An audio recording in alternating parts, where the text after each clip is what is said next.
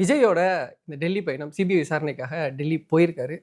இது வெறும் இது வழக்கு, விசாரணை அப்படின்னு எடுத்துக்கணுமா? இல்ல இதுக்கு பின்னாடி ஒரு அரசியல் இருக்குன்னு எடுத்துக்கணுமா? இல்லை, இது வெறும் வழக்கு தானே.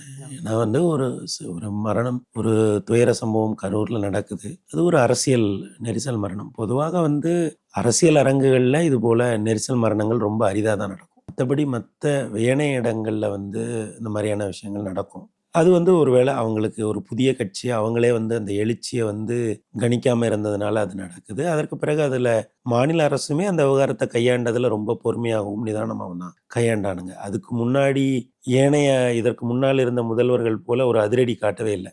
ரொம்ப நிதானமாகவும் பொறுமையாகவும் தான் கையாண்டாங்க. அவங்களுமே இதுவரைக்கும் இல்லாத வகையில் தாவேக்காவுமே ஒரு மாதம் பெரிய அளவில் ஊடகமோ வேற எந்த எக்ஸ்போஷரும் இல்லாமல் தான் இருந்தாங்க. அதுக்கப்புறம் அது ஒரு வடிவம் பெற்று வரும்போது சிபிஐ விசாரணை வேணும்னு அவங்க கேட்குறாங்க. அந்த அடிப்படையில் உச்சநீதிமன்றம் அதை டெல்லி ஹெட் குவார்ட்டர்ஸ்க்கு மாற்றி கொடுக்குது. ஆர்டிகிள் 32 படி மாற்றி கொடுக்குறாங்க. இது ஒரு வழக்கமான நடைமுறை தான். இன்னொன்று, இவங்க கேட்டுக்கிட்டதன் பேரில் தானே அது சிபிஐக்கு மாற்றப்பட்டது. இது அரசியல் விவகாரமான்னு நான் கேட்டதுக்கான காரணம் என்னன்னா, ஏன்னா இது டெல்லியில வச்சு விசாரிக்கிறதுலயே அரசியல் இருக்கு அப்படின்னு சொல்றாங்க. ஏன் சென்னையிலே விசாரிச்சிருக்கலாம். சென்னையில விசாரிக்காம விஜயை டெல்லிக்கு அழைக்கிறதுக்கான காரணம் என்ன அப்படின்னு கேட்குறாங்க. அதாவது அரசியலாக தான் விசாரிக்கணும் அப்படின்னா கரூரில் வேலாயுதபுரத்தில் கூட வச்சு விசாரிச்சு